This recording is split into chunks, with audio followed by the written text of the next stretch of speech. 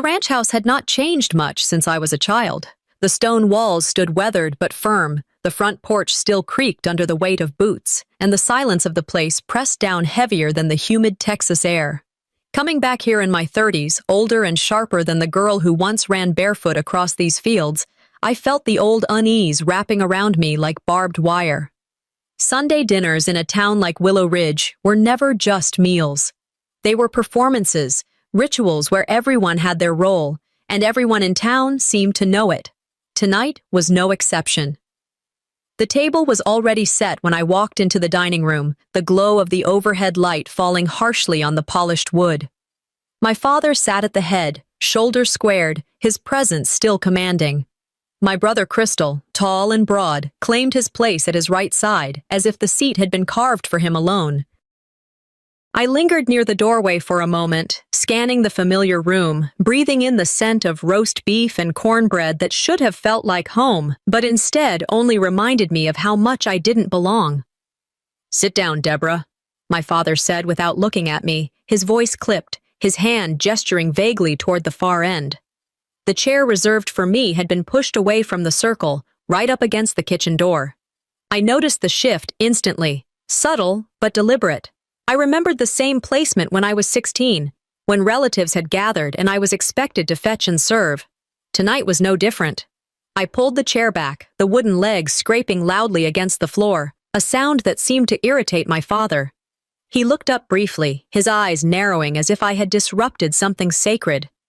"You'll be comfortable there," he said flatly, returning his attention to Crystal. Across the table sat a family friend, Mr. Hollis, who had come by to talk cattle prices and weather.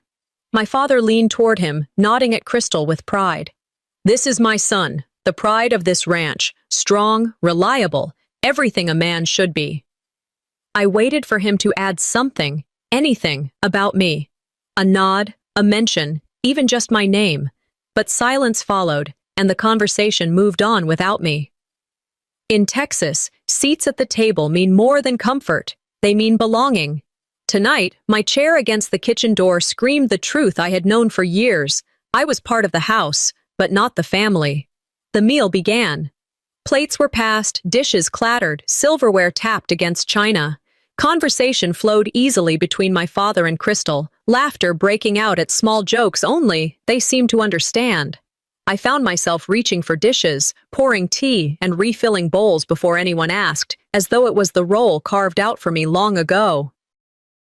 "So, Crystal," my father said with a chuckle, slicing into his beef, "next year we'll have you managing the west pasture. Time you start making decisions for the herd." Crystal grinned, clearly enjoying the recognition.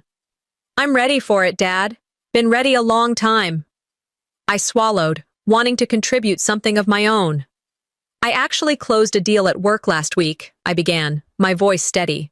"A major account. It might expand into a regional partnership." My words hung in the air like smoke, ignored, brushed aside. My father didn't even glance at me. Instead, he turned back to Crystal, raising his glass slightly. "That's the kind of initiative I like to see. You've got your mother's determination, boy." The clinking of glasses followed, while my words dissolved into silence. The only sound left for me was the dull scrape of my fork against the plate. "Silence speaks volumes," the saying went. Tonight, silence screamed my irrelevance. I pushed peas around my plate, my appetite gone. I had known this script since I was young. My role was to serve, to be invisible, while Crystal was lifted high as the heir apparent. The irony stung deeper now, though, because I had built a life outside these walls, successful, independent, respected. Yet here, within this house, none of it mattered. A memory pulled me back to my teenage years, when a family reunion filled this very dining room. Back then, my father beamed as he told stories of Crystal's football games, his grades, his plans. I had tried to share that I'd won an essay contest, one that earned me recognition at school. My father cut me off with a dismissive wave. "Don't interrupt, Deborah. This is important." Laughter had followed, not cruel, but complicit. I understood even then. Favoritism wasn't just about love, it was about power distribution. Crystal was the boy who would carry the family name. I was the daughter who carried the family's silence. Families are like fudge, mostly sweet, but with a few nuts, I once read in a book by Irma Bombeck. I thought of that line now, the irony bitter. My family had long ago lost its sweetness, replaced with the taste of resentment and quiet despair. Still, I refused to crumble. I sat taller, holding my fork firmly, reminding myself that resilience was something I had forged away from here. I remembered the words of Maya Angelou that I once scribbled into a notebook. I can be changed by what happens to me, but I refuse to be reduced by it. So I watched. I observed.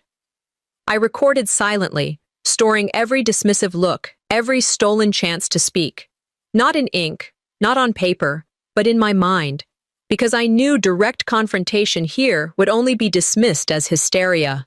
Intelligence sometimes meant patience, waiting until your words mattered. The dinner dragged on, filled with their laughter, their plans for Crystal's future, while I remained the shadow at the end of the table.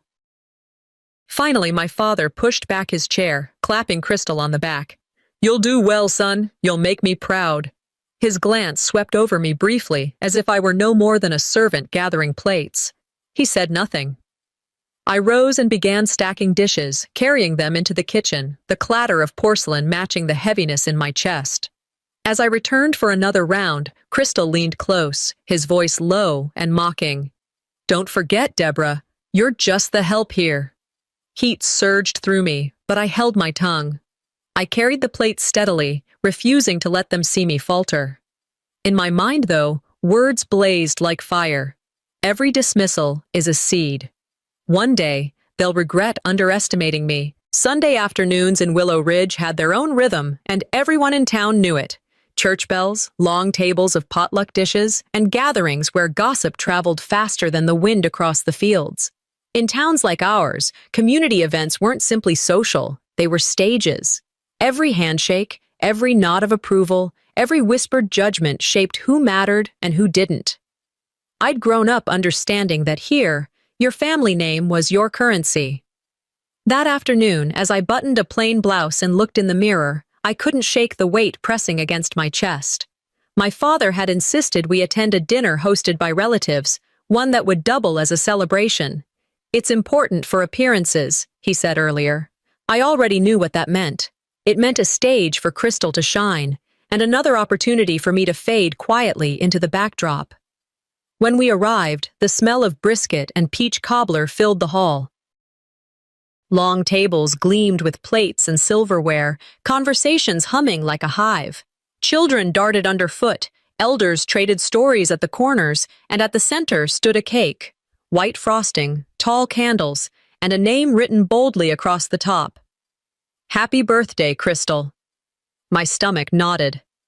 I stood there staring for a moment too long until my father's voice cut through. "Come on, Deborah, don't just linger." He ushered Crystal forward, his hand firmly on my brother's shoulder. Guests clapped as Crystal approached the cake. My father raised his glass. "This is my son," he said proudly, the words booming across the room. "The pride of this ranch. Strong, reliable, he'll carry our family's name for generations." Laughter and applause filled the room. Cameras flashed as Crystal grinned, knife poised to cut into the cake. I sat at the edge of the table, hands folded tightly in my lap, waiting for something, anything, that would include me. My name wasn't there, not even a small acknowledgement.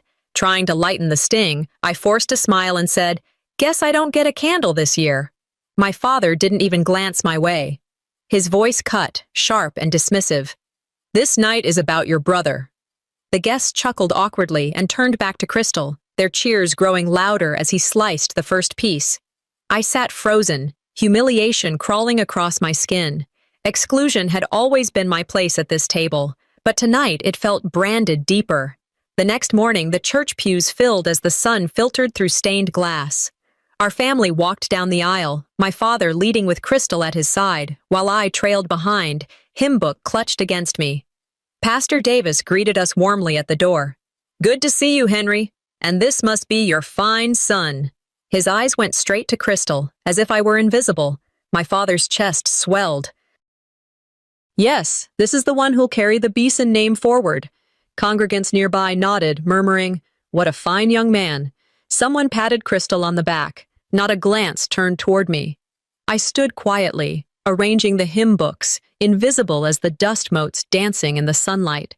As the choir began to sing, I whispered to myself, "The squeaky wheel gets the grease."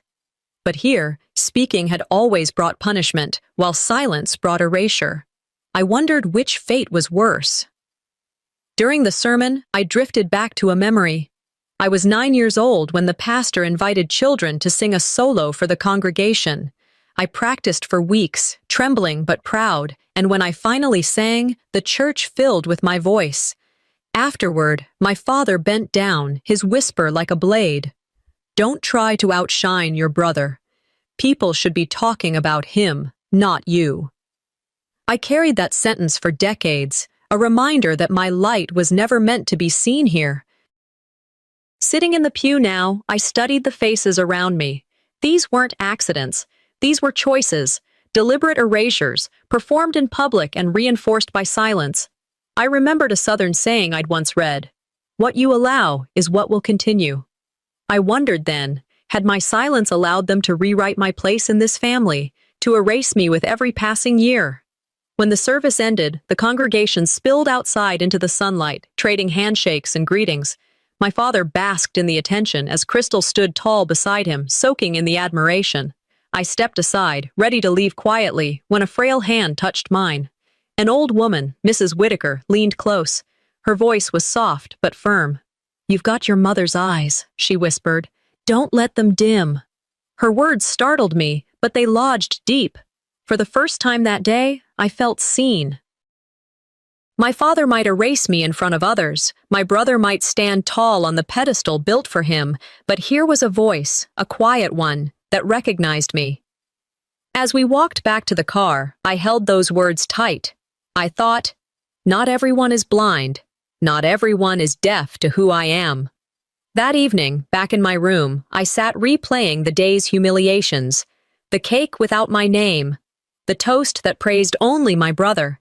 The pastor's welcome that pretended I wasn't there. And yet, the whisper of an old woman cut through it all. "Don't let them dim." Downstairs, my father and brother laughed together, the sound carrying through the thin walls. I listened, feeling both the sting of exclusion and the spark of something else, defiance. "One day," I whispered to myself, "the applause will stop, and when it does, they'll finally hear me." The cookout smelled of mesquite smoke and sizzling ribs, the kind of scene that should have warmed me. My aunts were laughing in clusters, uncles leaning over the grill trading stories, and cousins darting in and out of the barn like restless birds. The ranch yard buzzed with chatter, every corner stitched together by music and memory. Yet as I stood with a paper plate in my hand, I felt like a guest instead of a daughter. Family reunions were supposed to tie people closer, to bind the loose ends of kinship. For me, every one of these gatherings was another reminder of the gulf between what I longed for and what I lived.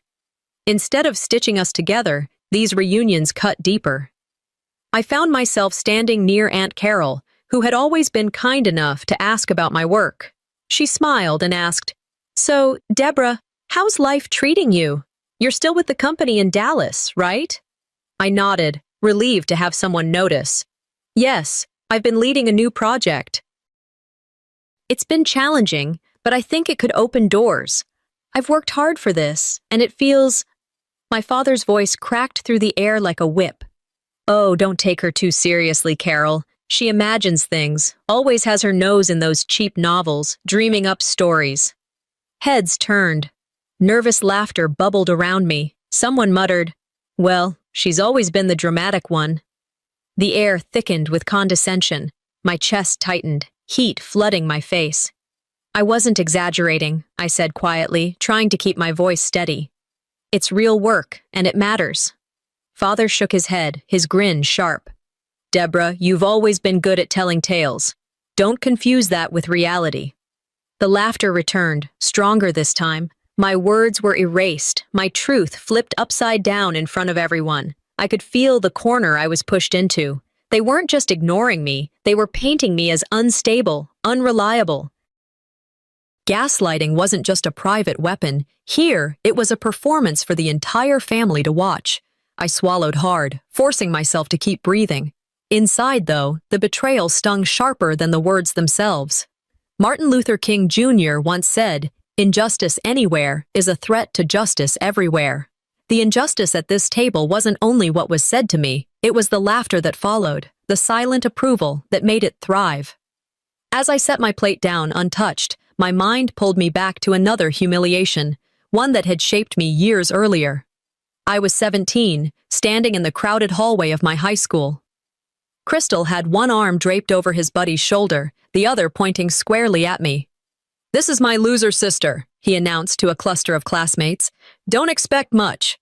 The laughter was instant and cruel. Faces I knew, faces I'd sat beside in class, snickered and smirked. I froze, clutching my books to my chest, words stuck in my throat. I wanted to speak, to defend myself, but my voice vanished. I turned and saw through the glass doors of the school. My father's truck idled at the curb. He was sitting there, watching. For one brief second, I thought he would step in, call Crystal out, maybe even protect me. Instead, I watched him nod with quiet pride, his lips curving upward just slightly. Approval. He had approved of Crystal mocking me. That memory still burned years later, the betrayal not in my brother's words, but in my father's silence. Back at the cookout, the sounds of laughter and conversation swirled around me, but it felt more like static than harmony. Both home and school had been unsafe spaces.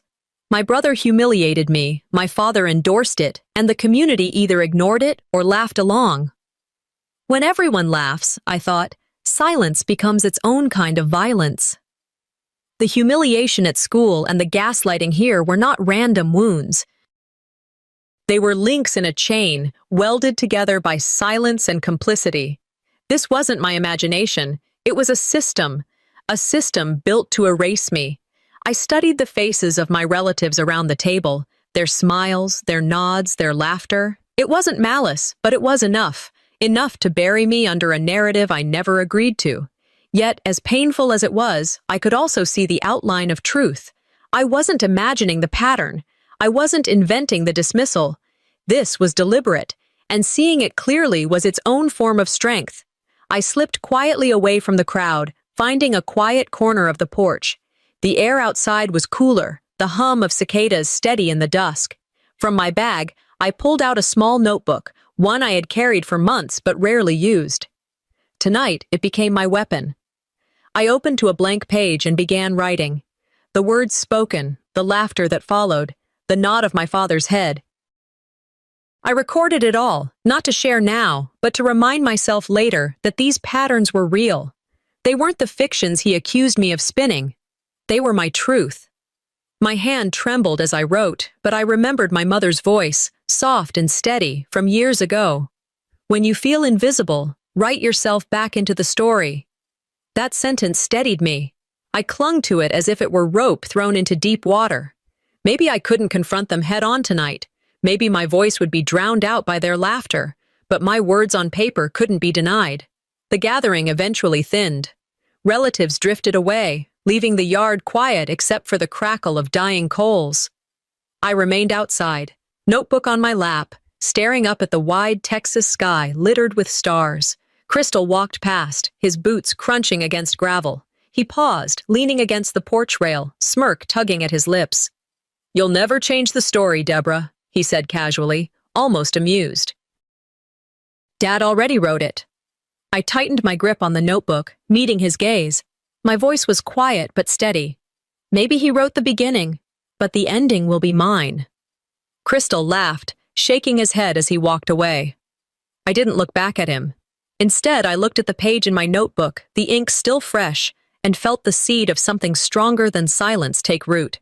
The house was quieter than usual after the gathering, but the quiet wasn't restful. It was thick, oppressive, pressing against me the way heavy humidity settles in the chest. Every creak of the old wooden floor carried louder than it should. Every shift of the air in the hall sounded like a warning. The fire in the living room had burned low, leaving only the faint smell of smoke clinging to the rafters. I sat on the edge of my bed, shoes still on, listening. Silence after humiliation is heavier than the laughter that caused it, I thought. And tonight, that silence felt unbearable. Then I heard them, footsteps in the hall, slow, deliberate. I froze, waiting. The steps drew closer, then stopped just outside my door. My breath caught as the doorknob rattled, followed by a sharp knock that didn't wait for permission. I opened the door slightly, and there he was. Crystal leaned in the dim light, shoulders squared, grin sharp as a blade. "You think you're clever, Deborah," he said, his voice a low growl. "Talking to relatives, trying to twist things your way?" I stepped into the hallway, forcing myself not to retreat. "I only told the truth. You don't get to decide how my life is remembered." In a flash, he shoved me against the wall, his forearm pressing into my shoulder. The wooden panels groaned under the force. His face hovered inches from mine, breath thick with the scent of whiskey. "You'll never escape," he hissed. "Dad will never believe you. He's told everyone what you are. You think you can rewrite the story? This ranch has no room for liars." His grip closed around my wrist, sharp pain shooting up my arm as his fingers dug into the bone. I tried to yank free, but he tightened, leaving marks that I knew would bruise. "Let go, Crystal," I snapped, forcing my voice steady. "One day, people will see you for what you are." His smile widened. "Not while I'm standing here." "And I always will be." With a sudden shove, he released me, sending me stumbling back into my room. The door slammed shut between us, and I heard his boots thud away down the hall. His final words carried back to me. "You'll thank us one day. You'll see this was all for your own good." I leaned against the door, heart pounding. Fear wasn't only in his fists. It was in the certainty that no one would protect me. That certainty hollowed me, but anger began to fill the space it left behind. I turned toward my desk, hoping work would steady me, and noticed the drawer ajar. My stomach dropped. I rushed forward, pulling it open, and found scraps of paper torn and scattered. I gathered them with shaking hands, piecing together what I already knew. It was my scholarship letter, my chance at leaving this ranch, gone. I remembered the day I wrote the essay. I had sat at the same desk, pouring myself into every line, describing why I wanted to study, to leave, to become something more than what this land allowed me to be. When the acceptance letter came, I cried, not because I doubted I could make it, but because it was proof that someone else believed I could. And now, it lay in tatters. I stayed awake until morning, fury simmering just beneath my skin. At breakfast, I carried the torn pieces into the kitchen and laid them on the table between us. My father glanced up from his coffee, his expression unreadable. "Why was my scholarship letter torn apart?" I asked, my voice sharp. He didn't flinch. "You're needed here," he said coldly. "We don't waste time on foolish fantasies." This wasn't a fantasy. It was my future. He set his cup down with a hard clink. "Your place is here. That letter never mattered. What matters is this ranch, this family. You'll do as you're told." The betrayal cut deeper than Crystal's threats. My father knew, and he had allowed it, maybe even ordered it. I walked away from the table, each step heavy with the truth I could no longer ignore. This wasn't coincidence. The humiliation at church, the mockery from relatives, the threats in the hall, and now the destruction of my only escape. It was a system designed to trap me. Alice Walker once said, "The most common way people give up their power is by thinking they don't have any." I repeated that line silently until it sank into me. They wanted me to believe I was powerless, that silence was my only option. But I wasn't powerless, not if I refused to be. That night, I returned to my room and carefully tucked the torn pieces of the letter into my notebook. They were proof, not of failure, but of sabotage. Evidence I would keep safe. "If they think silence will keep me trapped," I whispered to myself, "they don't know me at all." I remembered my mother once telling me, long before she passed, "A locked door doesn't mean there's no exit. It means you haven't found the key yet." I held on to that thought like a lifeline. My key would not be strength in my fists. It would be knowledge, memory, and evidence. I locked my door for the first time that night, sitting upright in bed, listening to the footsteps that still paced the hall. Crystal's laughter drifted through the darkness, cruel and certain. "Dad says you'll thank us one day. he called softly, the words sliding under my door like smoke. I pressed my hand against the notebook under my pillow and whispered back, "One day, I'll make sure the world hears me, even if you don't." The house had long since fallen quiet, but I remained awake, sitting at my desk with the lamp dimmed low. In my lap was the notebook where I'd hidden the torn pieces of my scholarship letter, edges jagged like wounds that refused to close. I traced them with my fingertips, as if touching them might mend what had been taken. My mother's lullaby returned to me in fragments, soft as breath. She used to sing it while folding laundry, the melody floating through the house like a promise that even hard days could end in gentleness. I closed my eyes, almost hearing her voice. It had been years, yet it lingered, steady and full of love. And then the letter. I kept it tucked away in an envelope, her last words to me written in careful script. "You deserve to be loved, always." It was proof that once I mattered to someone beyond the confines of this ranch. Proof that I wasn't the burden my father insisted I was. That letter became my anchor. Without it, I might have believed his lies. I whispered aloud to myself, "When you feel invisible, write yourself back into the story." Those were my mother's words, and tonight they burned brighter than the shame Crystal tried to heap on me. I imagined her beside me, whispering encouragement, reminding me that my life was meant for more than silence. I also imagined my father, his voice as cold as steel, calling my dreams a waste of time. The two voices clashed inside me, one urging me to rise, the other to shrink. For the first time, I decided which I would listen to. "Courage is not the absence of fear," I murmured, recalling a line I once read. "It's deciding something else matters more." And in that moment, what mattered more was refusing to let their story erase mine. The morning came gray and heavy. I pulled on my boots and stepped outside, the chill biting at my arms. Chores waited, as they always did. Buckets to fill, fences to mend, cattle to herd. What once felt like part of the rhythm of life now felt like shackles, every chore another reminder of the cage I lived in. Crystal strutted across the yard, already boasting. "Dad says I'll be heading out to college next fall," he announced loud enough for neighbors passing on the road to hear. "Some of us have futures worth investing in." He smirked at me, enjoying the way the words stung.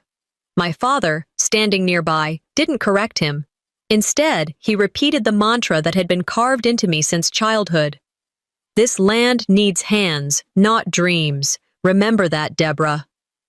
I swallowed the anger burning in my throat and turned back to the fence I was repairing. The barbed wire cut into my gloves, and I stared at it until my vision blurred. The wire was more than just steel. It was the perfect metaphor for this place. A boundary, a prison. Each twist of metal seemed to whisper, "You're trapped." Neighbors drove by in their trucks, honking and waving at Crystal. Not one of them looked my way. To them, I was background, a shadow moving through chores. Resentment pressed against my chest so tight I could hardly breathe. Still, I worked, because working gave me time to think, and thinking gave me strength. By noon, I caught myself humming under my breath. It was my mother's lullaby again, but now it sounded different. Less of a memory, more of a declaration. Each note felt like a refusal, an act of resistance. Crystal noticed. He stopped near the barn, laughing. "Still singing like a little girl? No wonder Dad never takes you seriously." I straightened, meeting his eyes without flinching. "Better to sing," I said calmly, than to choke on silence. The words caught him off guard. His grin faltered. For the first time, he didn't have a quick retort. He muttered something under his breath and stormed off, boots kicking up dust.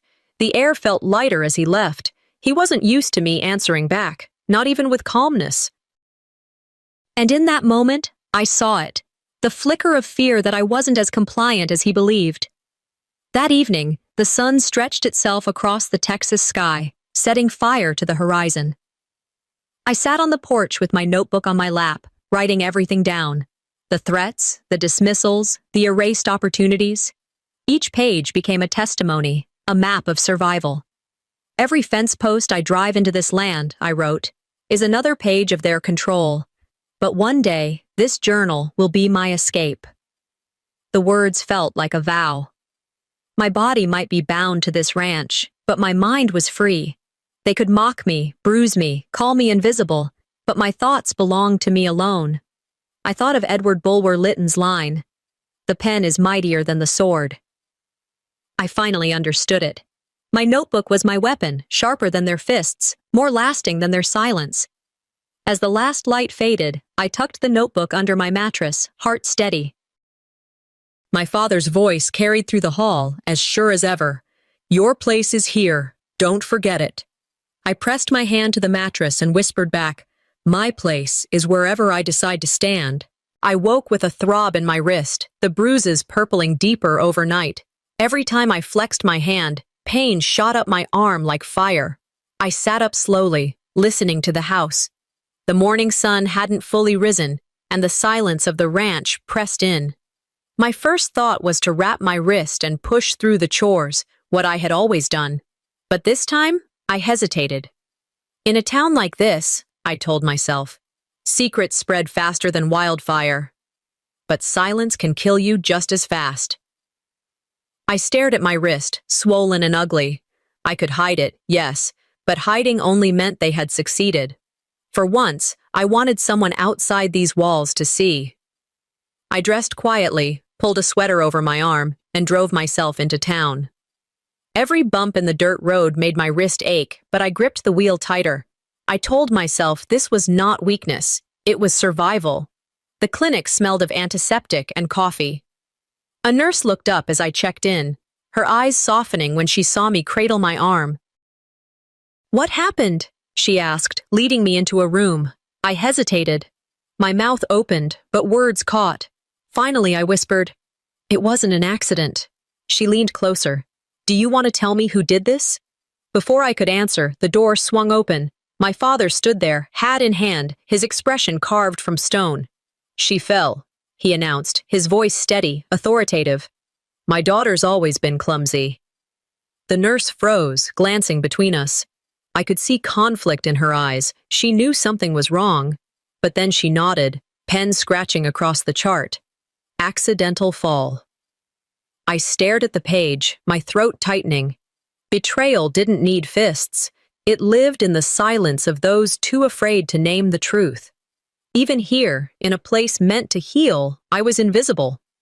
When we left, my father put his hand on my shoulder, the gesture cold, performative. "See? All handled," he said. "No need for drama." Later that week, I walked into the feed store for supplies. The air smelled of hay and molasses, and men leaned on counters swapping stories. I moved quietly between aisles when I heard my father's voice carry, warm and steady, like a man sharing a good-natured joke. "Deborah makes up stories for attention," he said with a chuckle. "You know how young women are." The group around him laughed. One man added, "She's always been dramatic." Another shook his head. "Smart girl, but prone to exaggeration."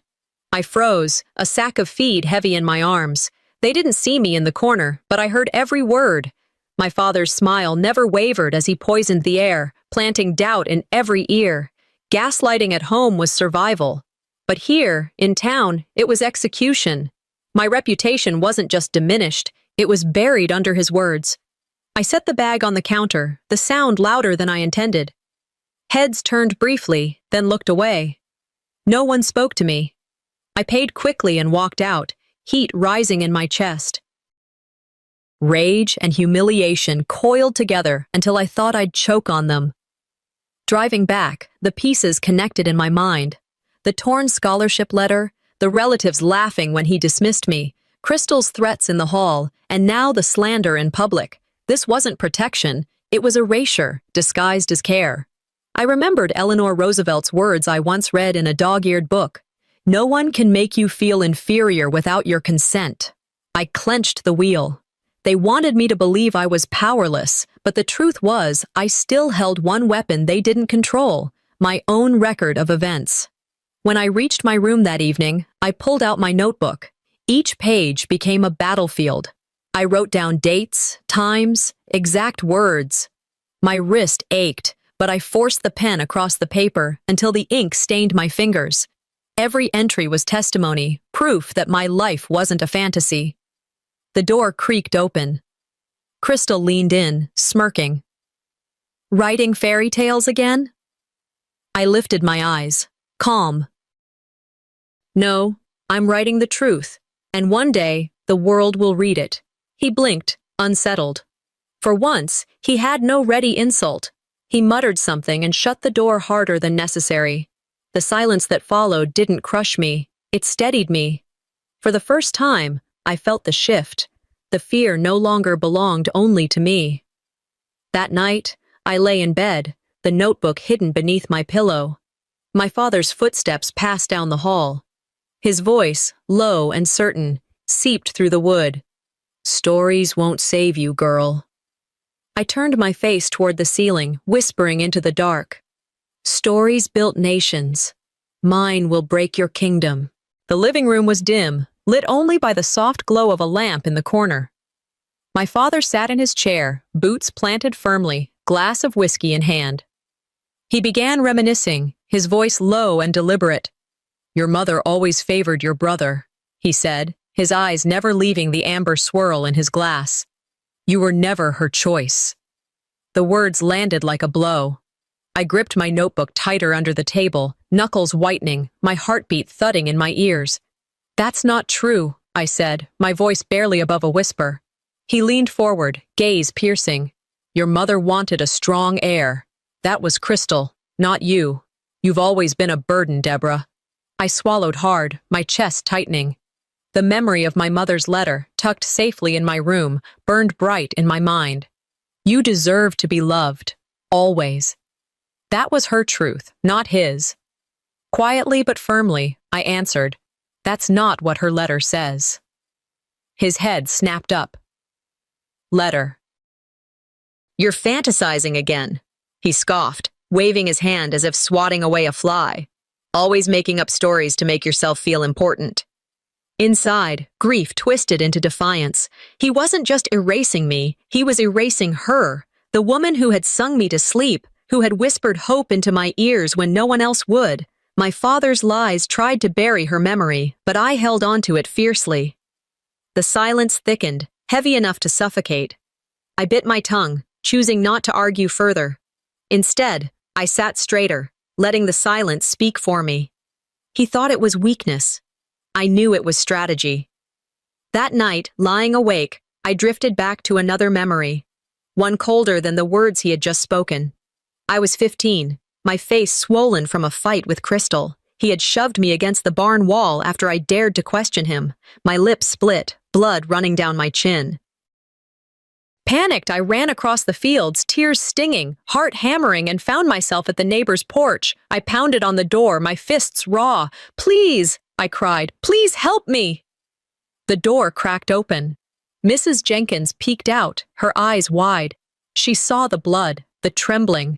For a moment, I thought she might let me in. Instead, her voice was a whisper, sharp with fear.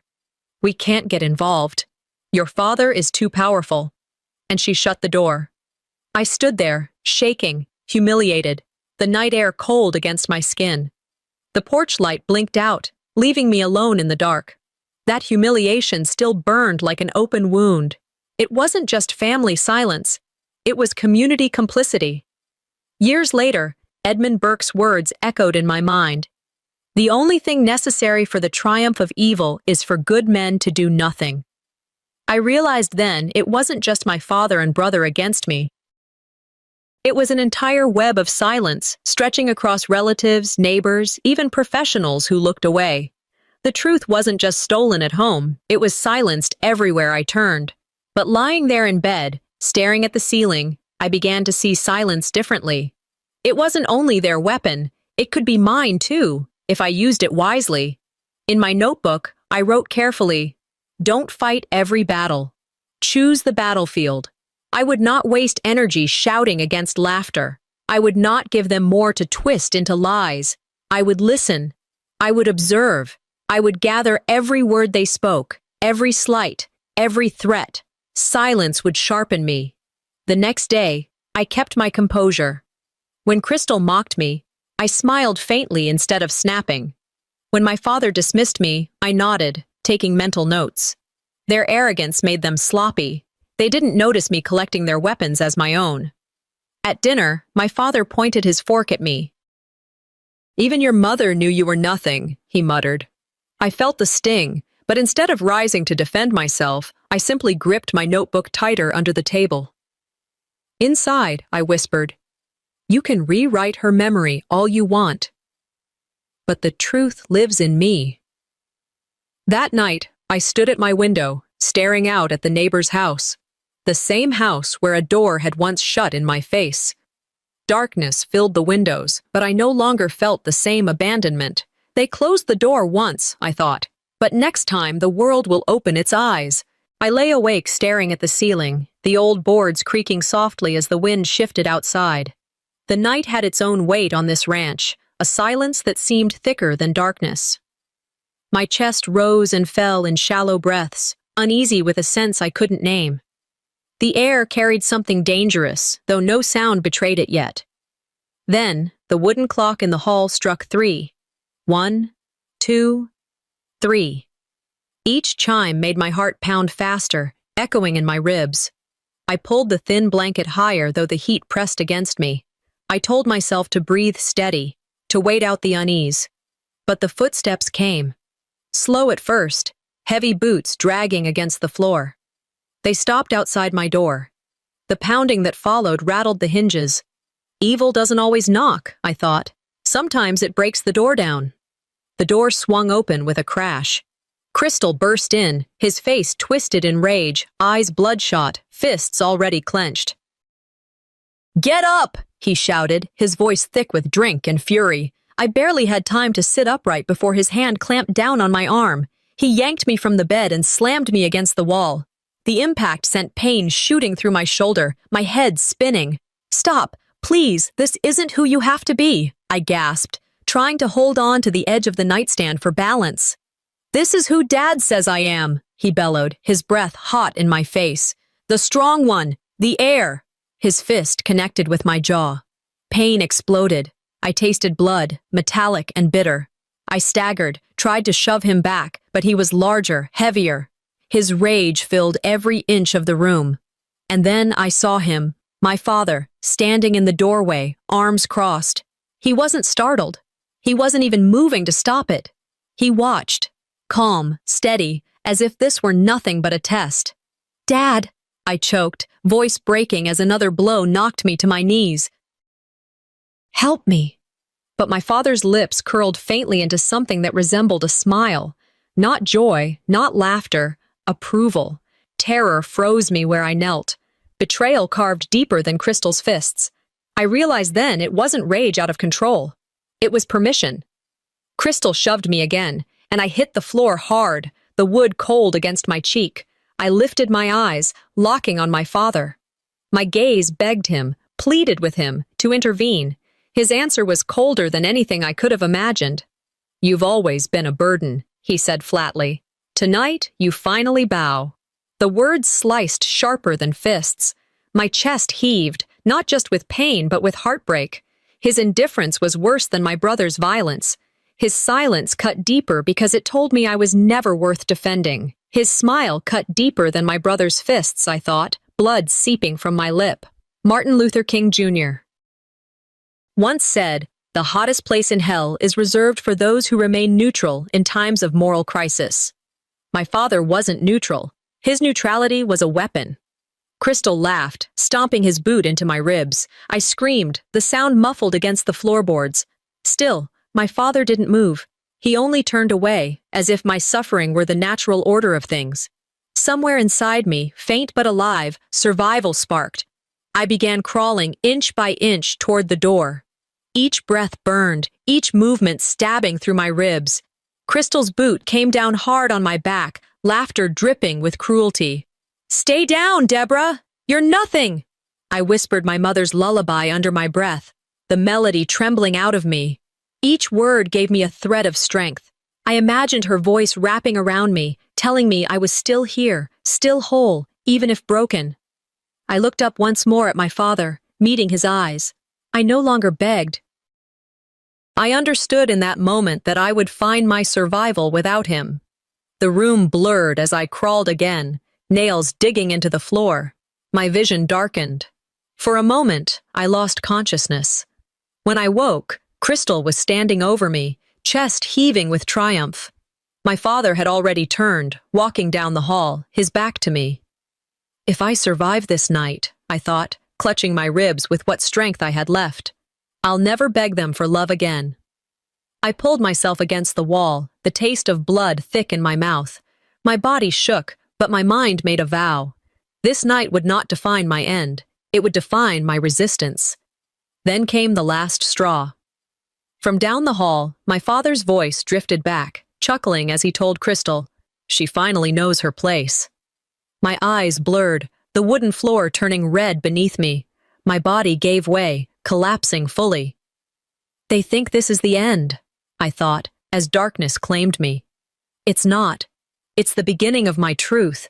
The night air slapped me cold as I stumbled out of the ranch house. My ribs screamed with every breath, and blood dripped from my nose down to my shirt. I had no shoes. The gravel tore at my feet as if the earth itself wanted to keep me here. My heart pounded with a single rhythm. Run, run, run. Dogs barked in the distance, chains rattling as they strained against fences. Porch lights flicked on as I passed, silhouettes of neighbors peering through curtains. Their eyes caught me for seconds before the blinds snapped shut. No one stepped outside. No one came forward. The whole town has ears, I thought, but none has the courage to listen.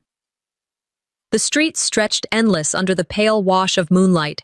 Each step stabbed, but each step was also freedom, even if fragile. The silence of my family had chased me out into a silence that wrapped the whole town. I clutched my side where Crystal's boot had landed hardest, pain radiating sharp with every movement. Every breath felt like fire tearing through my lungs, yet I kept moving, forcing my legs to carry me forward. My mother's words whispered from memory. When the night feels endless, run toward the light. I searched the horizon, and there it was, the faint glow of the police station sign flickering red and blue in the distance. My vision blurred, but that light anchored me. If I can make it there, I whispered, stumbling against the curb, maybe, just maybe, they'll see me. Crystal's voice echoed in my skull, cruel and certain. Dad will never believe you. I pushed harder, each step a rebellion against that voice. The closer I got, the more the world narrowed into a tunnel of light and shadow. The sound of my breath roared in my ears. My bare feet left smudges of blood along the sidewalk. At last, I reached the doors. They seemed impossibly heavy, but I shoved them open with the last of my strength. The room froze. Officers looked up from their desks, eyes wide at the sight of me, bloodied, shaking, gasping for air. My brother, my dad. I tried to speak, but the words dissolved into coughs, thick and raw. One officer rose quickly. "Ma'am, sit down. What happened?" I pointed weakly at my ribs, but my knees buckled. The edges of my vision darkened. My eyes caught the American flag in the corner of the room, its colors muted in the fluorescent light, a cruel reminder of promises of justice that so often failed to reach houses like mine. I collapsed before I could finish my plea. "Call EMS now!" a young officer shouted, kneeling beside me. His hands pressed gently against my shoulder to steady me. "Stay with us, ma'am. We've got you." The room blurred in and out as voices overlapped, radios crackled, phones rang. "Justice delayed is justice denied," a line I'd once read flashed in my mind. And here I was, body broken, justice still a far-off thing. Paramedics burst through the door minutes later, their stretcher rolling fast. Hands lifted me, secured me, voices barking orders. "BP's dropping, move, move." I drifted in and out, flashes of memory pulling me under. My mother's lullaby, Crystal's fists, my father's cold smile as he turned away. Each image seared into me, refusing to fade. They think I'm broken, I thought weakly, but the truth doesn't collapse with me. The siren wailed as they loaded me into the ambulance. Red lights painted the night, bouncing off storefront windows as we sped down the street. I couldn't move, couldn't speak, but I felt my chest rise and fall with each shallow breath. Inside the station, as I faded, I caught fragments of voices. Her father, Henry Beeson. "This is going to be messy." A senior officer muttered the words low, but they reached me anyway. Some of them knew him. Some of them feared him. Complicity wasn't just in the neighbor's silence. It lived here too. But this time was different. I was inside the very institution meant to protect. They couldn't shut the door on me like Mrs. Jenkins once had. My broken body was evidence they couldn't deny. Darkness pulled at me again. My head lolled to the side, hearing one final voice close and urgent. "Ma'am, stay with us. You're safe now." Safe? I asked myself in silence. Or silenced again? The world went black, my fate uncertain, but inside me something steadied. My body surrendered, but my truth had begun to gather its own army. The courthouse smelled of varnished wood and dust, sunlight filtering through tall windows and catching on the worn benches. My body still carried the bruises, ribs tender and wrist-bound, but my mind had never been sharper. As I stepped inside, the room shifted. Neighbors turned, relatives hushed. Even church members who once averted their eyes leaned in to see me walk down the aisle. For years I had begged for help, knocked on doors, whispered for rescue. They turned their backs. But now they had no choice but to watch. I tightened my grip on the notebook in my hand, each page a shield forged from silence I had learned to weaponize. The judge, stern and deliberate, sat at the bench.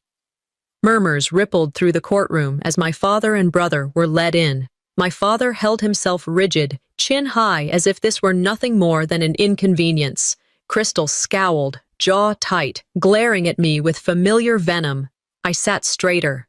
Let them look. Let them hear. "Court is in session," the judge announced. My attorney rose first, placing a stack of documents on the desk. His voice was steady, resonant. "Your Honor, we present evidence of fraudulent deeds transferring the Beeson Ranch solely to Crystal Beeson, intentionally excluding Deborah Jackson from her legal rights as a co-heir." Whispers erupted in the gallery. Heads turned toward my father, brows raised. The judge adjusted his glasses. "Proceed." "Mr. Beeson," my attorney said, pacing toward my father, "did you knowingly remove your daughter's rights to the ranch?" My father's jaw tightened. He leaned into the microphone, voice cold. "I protected what was mine." Gasps echoed. My stomach twisted. It was never his. It was ours, and he knew it. I thought of his old words. "This land needs hands, not dreams." All this time I believed it was his warped sense of duty. Now I saw the truth. It was greed, nothing more. The tension thickened as my father refused to meet my eyes. For once, the mask he wore before the town cracked, but not enough. He still thought silence would carry him through, but I had carried silence too long. When my turn came, I stood, knees trembling, but voice steady. My attorney nodded, and I pulled out my phone. The courtroom shifted, curious, murmurs swelling. "Your Honor," I began, voice sharp with controlled emotion, "I submit audio evidence recorded on the night of July 3rd. The judge gestured. "Play it." The speakers filled with sound, the crash of my door, Crystal's fists striking, my cries filling the dark. And then, faint but unmistakable, my father's chuckle. The room froze. Gasps burst out. Someone covered their mouth. An aunt who once laughed at my father's dismissals shook her head in disbelief. For the first time, my father shifted uncomfortably, fingers drumming the table. I steadied my voice, though it cracked. That laugh hurt more than any bruise. It told me I was never his daughter, only his silence. The words hung in the courtroom, heavy as stone. Dwight L. Moody once said, "Character is what you are in the dark." The dark had revealed my father's truth, and now the light forced everyone to see it. The silence that followed was not the silence I grew up with. It was not erasure. It was exposure. From behind me, I heard whispers ripple. "We had no idea," one woman said. "All these years?" Another murmured. The judge leaned forward, voice sharp. "This is not protection. This is abuse. And this is fraud." His gavel struck once, the sound reverberating through every heart in the room. I felt the shift.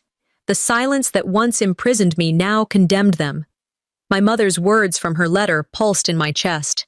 You deserve to be loved. I realized then that love did not live in their silence. Love was here, in the truth I had finally spoken. The judge's voice carried finality. Fraud charges will proceed. Custody of the ranch is hereby frozen pending trial. Gasps again. My father's legacy, the thing he clung to above all, began to crumble publicly. Crystal's eyes locked on me, full of hatred, but for once his threats carried no weight. His fists, his boots, his cruelty, none of it mattered here, not against the truth. I sat taller, breath steady, whispering to myself, "This is the sound of silence breaking." The gavel struck again. As I left the courthouse, reporters surged, townsfolk pressed close, voices calling my name now instead of ignoring it. Through the noise, I heard my father hiss, his words for me alone. "This isn't over." I met his gaze, unflinching. My voice was quiet, but it cut sharper than any blade. "It is for you." The steady hum of machines was the first sound I registered as I opened my eyes. The hospital ceiling above me was blank, sterile and unfamiliar, yet my ribs beneath the bandages reminded me exactly why I was here. Breathing was still sharp and shallow, but the silence of the room was deafening after the storm of the courthouse. My mind raced back to the gavel, the gasps, the moment my father's mask cracked in front of everyone. Healing hurts worse than the wound, I thought. The body forces you to remember. Every ache brought me back to a fist, a word, a silence that carved me down. I shifted against the stiff sheets, grimacing, yet a strange calm spread through me. I had survived worse nights than this, and this time, the world had finally seen what I carried alone for so long. The door creaked open. A figure stood hesitant, then stepped in. It was Mr. Grady, my old English teacher. His hair was grayer, his shoulders slightly stooped, but his eyes softened when they met mine. "I told you once," he said quietly, pulling a chair closer, "to call me if you ever needed help. You never did." I swallowed hard. I didn't think anyone would believe me. He sighed, shaking his head. "I regret not speaking sooner. I saw things. Signs. The way you came to class with bruises, the way you shrank when your father showed up at school. I should have done more." "You did now," I whispered, clutching the blanket. "That matters." His hand pressed mine, warm and firm. "You gave your voice when it mattered most. That's something no one can erase." Tears stung, but they didn't fall. Gratitude mingled with bitterness, a quiet closure that came too late, but came nonetheless. Silence could be broken, even after years. Later, as I rested, the weight of family pressed into me once again. My father left the courtroom without acknowledging guilt, his shoulders stiff, his pride still clinging to shreds of control. Crystal glared at me, venom burning in his stare, but his fists and threats had lost their weight under the gavel's strike. Relatives who once chuckled when I was dismissed now avoided my eyes. Some turned their heads, others muttered excuses, their complicity unraveling under shame. The family I fought to belong to was gone, I thought. But maybe it was never mine at all. Grief curled in me, not for losing them, but for realizing they had chosen silence over me every time. I didn't need to chase what was never mine. Sometimes you don't get closure, you just move forward. That sentence echoed like a truth I had known but never accepted.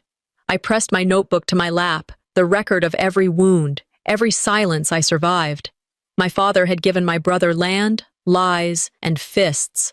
But my mother, she had given me her words, her lullaby, her letter. She gave me voice. My father gave my brother the land, I whispered to myself. My mother gave me her voice. I know which one lasts longer. I looked out the window toward the hill country horizon, imagining a life beyond Willow Ridge. Dallas, maybe, or Austin, a city where no one knew my name yet, where silence did not define me. For the first time, the thought of leaving did not feel like running. It felt like choosing. Before discharge, I opened my notebook one last time in that hospital bed. The pages that once bled pain now carried purpose. I began writing not about bruises, but about rebuilding. Freedom isn't about forgetting the cage, it's about teaching others how to unlock it. The words came steady, a vow forming with each line. I would not let others vanish into silence the way I had. My story would not end with me. It would begin again with those who needed a voice. When the nurse wheeled me out, the courthouse loomed across the street. I asked her to stop. Slowly, I stepped out, leaning on my cane, ribs aching with each movement. The steps were crowded with reporters, microphones thrust forward. "Do you have anything to say about your father and brother?" one called out. I paused. The sun dipped low over Texas hill country, painting the sky in bruised gold and purple. My voice came calm, even. Silence speaks loud enough. And I walked forward, steady, toward a future of my choosing. I woke to the sound of my own breath, shallow but steady. The hospital room was dim, the blinds half closed, casting slivers of light across the floor. Sweat dampened my forehead, and for a moment I thought I was back at the ranch, caught in that night again. The dream lingered, my mother's voice, soft but urgent. Run toward the light, not away from it. I heard her as clearly as if she were by my bed, rocking me like she once did. But the dream twisted quickly, shadows closing in, the slam of doors, fists breaking silence, my father's smile sharp as a knife. I sat up, chest aching, ribs protesting, clutching the thin hospital blanket. That nightmare had haunted me before the 3 a.m. attack. Back then, I thought it was fear. Now I knew it was prophecy. I survived because I listened, because I ran. The hum of machines filled the quiet, but I wasn't afraid anymore. I wasn't alone. By the time I returned to the courthouse, the room was packed tighter than ever. Wooden benches creaked beneath the weight of neighbors, reporters, and townsfolk who once looked away. My father sat stiff in his suit, Crystal restless beside him. Both wore the same arrogance, but their eyes betrayed cracks. My attorney laid out the final evidence. The fraudulent deeds transferring the ranch to Crystal, the tape of my father's cruel laugh, the testimony of my old teacher who admitted he saw signs but was too afraid to speak until now. The judge listened, stern, immovable. The crowd whispered, gasps cutting through the silence like blades. My father kept his jaw clenched, refusing to look at me. Finally, the judge leaned forward. "Mr. Beeson, you used silence as a weapon. You silenced your daughter, your community, and you thought that silence would protect you. Today, that silence convicts you." The gavel struck once, sharp as thunder. Fraud proven. Custody of the ranch stripped, charges upheld, sentences handed down. My father's empire crumbled not in secret, but in front of everyone. I stood, feeling the weight lift from my chest. "And today," I said clearly, "I take my name back." For the first time, the silence in the courtroom was mine, not forced, but chosen, and in that silence, I was heard. Outside, cameras flashed, microphones pressed close. I didn't rage, I didn't cry. My voice came steady, carrying further than fists or whispers ever could. Silence never protects, it only chains you. I broke mine, and I'll never wear it again. The crowd quieted. Even those who once gossiped or turned me away leaned forward, listening. Not to my father, not to my brother. To me. I remembered Martin Luther King Jr.'s words. Our lives begin to end the day we become silent about things that matter. For years, my life had been ending. Now it had begun. Later, back in the hospital, I held my mother's necklace in one hand and my notebook in the other. The pages brimmed with years of silence turned to testimony, pain turned to record. I whispered into the quiet, "I'll make sure no one else is erased the way I was." Plans formed in my mind, an organization, a safe place for survivors, something lasting, something louder than a ranch and stronger than fear. Albert Camus once wrote, "Freedom is nothing else but a chance to be better." I would make my freedom count. When I was discharged, I stood once more on the courthouse steps. The ranch loomed faint in the distance, but I felt no pull to return. It was no longer my cage. "My freedom isn't in the land," I said softly. "It's in the truth I carry forward." I turned away, walking steady, each step a claim of my own life. That day, I understood. Revenge wasn't fists or fire. Revenge was truth spoken so loud it shattered every lie. And freedom? Freedom is never given. It's claimed. I walked into the sunset, the warmth on my face, my mother's lullaby echoing faintly. No longer a haunting, now a hymn of victory.